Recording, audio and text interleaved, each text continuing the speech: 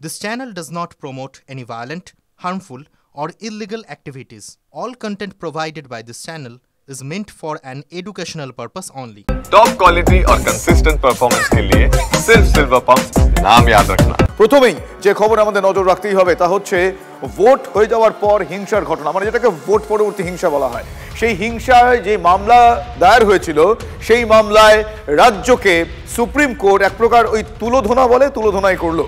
বীরভূমের 5 তৃণমূল কংগ্রেস কর্মীর জামিন খারিজ করে তৃণমূল কংগ্রেস এবং পুলিশকে সুপ্রিম কোর্টের এই তোপ ভোট পরবর্তী হিংসা গণতন্ত্রের শিকড়ে গভীর আঘাত এনেছে।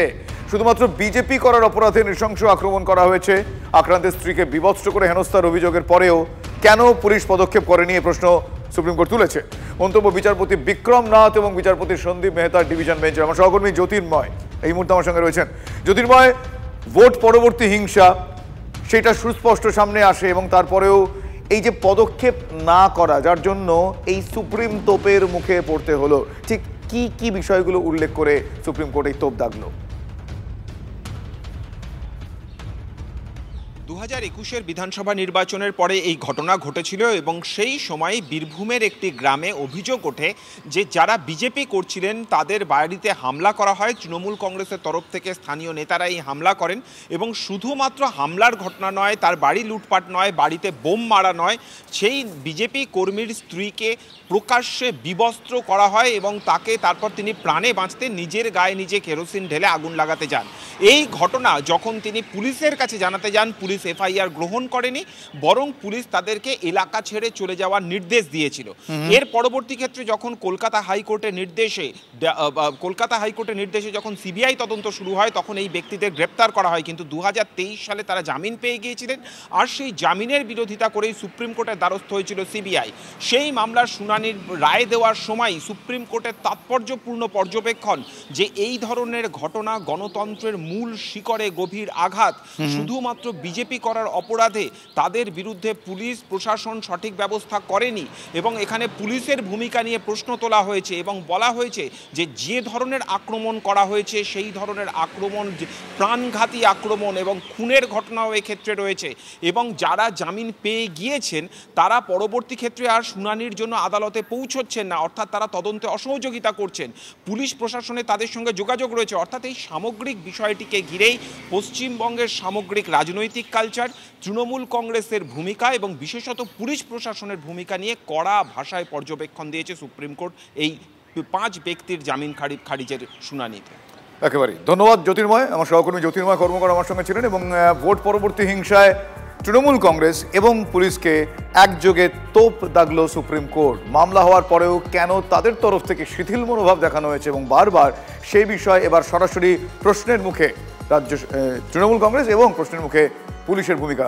বিজেপি নেতা জগন্নাথ চট্টোপাধ্যায় এই মুহূর্তে আমার সঙ্গে রয়েছেন। জগন্নাথবাবু, এর আগেও আমরা দেখেছি ভোট পরবর্তী হিংসা নানা ছবি এ রাজ্যে এবং ভোট সময় মানে হিংসাবিহীন কোনো ভোট খুব কমই দেখা গিয়েছে এবং এক্ষেত্রে পার্টিকুলারলি বেছে বেছে বিজেপির সমর্থকদের কর্মী সমর্থকদের তাদের বাড়িতে এবার আক্রমণ। সুপ্রিম কোর্টের এই তোপ আপনার কি মনে হয় ভবিষ্যতে আর একটু আশার আলোকে আমরা দেখতে পারি, দেখা যাবে, এটা কাজে আসবে? আপনার কি মনে হয়?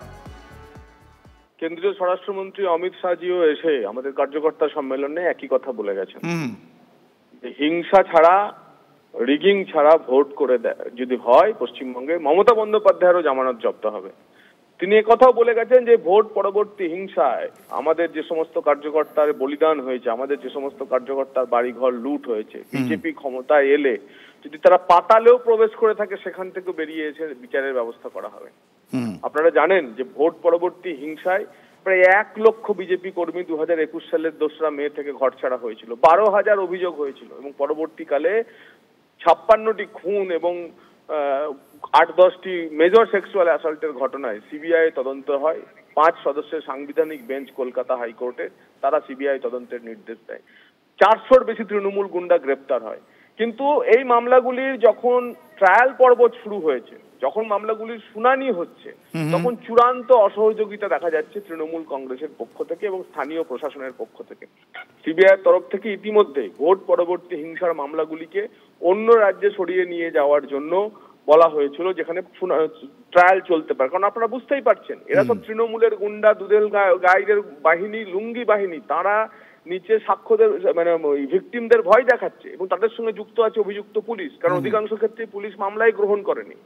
আজকে সুপ্রিম কোর্ট যে কথা বলেছেন, গত দুদিন আগে আরো একটি রোমহর্ষক ঘটনা, একটি ধর্ষণের ঘটনার কথা বলেছিলেন, এবং প্রত্যেকটি ক্ষেত্রে এরা যখন সুপ্রিম কোর্টে ফাইনাল রিলিফ চাইতে যাচ্ছে, সুপ্রিম কোর্ট হাইকোর্ট থেকে পাওয়া, কলকাতা হাইকোর্ট থেকে পাওয়া যাবতীয় যে জামিনের যে ঘটনাগুলি, সেই জামিনের ঘটনাগুলি বাতিল করে দিচ্ছে, জামিন বাতিল করে দিয়ে সারেন্ডার করে ট্রায়াল করার কথা বলছে।